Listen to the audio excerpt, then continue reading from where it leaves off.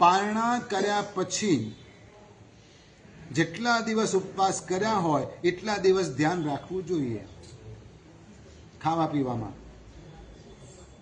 પારણા કર્યા પછી જેટલા દિવસનો ઉપવાસ હોય એટલા દિવસ ખાવા પીવામાં, હરવા ફરવામાં વિવેક રાખવો જોઈએ. બીજી એક વાત, ખાવાની ઈચ્છા ઘણી થાય પણ પેટમાં ઉતરે નહીં, જાય નહીં. એટલે ઈચ્છા થાય એ બધું સામે રાખવું ખરું, પણ થાળીમાં લેવું નહીં, એઠું કરવું નહીં.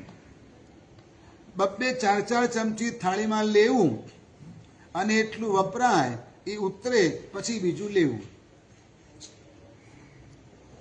એ વાત સાથે બીજી એક વાત ધ્યાનમાં રાખવાની કે એક સાથે પેટ ભરીને ખાવું નહીં. 2 કલાકે થોડું થોડું ખાવું. ખટાશ, લીંબુ વગેરે, નારંગી, મોસંબી અને પાઇનેપલના જ્યુસ વગેરે પારણા પછી તરત એક સાથે વધારે પડતા વાપરવા નહીં. નહીં તો સંભવ છે તમને પગે સોજા આવી જાય.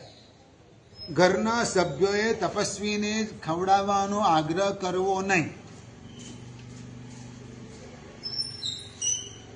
બહુ જ વિવેક રાખવાની જરૂર છે.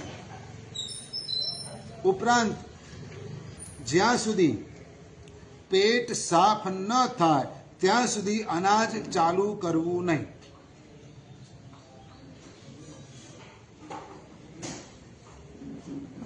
શરીરમાં રહેલો જૂનો મળ નીકળે, પ્રોસેસ ચાલુ થાય પછી ધીરે ધીરે અનાજ લેવાનું ચાલુ કરવું. ત્યાં સુધી લિક્વિડ ઉપર રહેવું.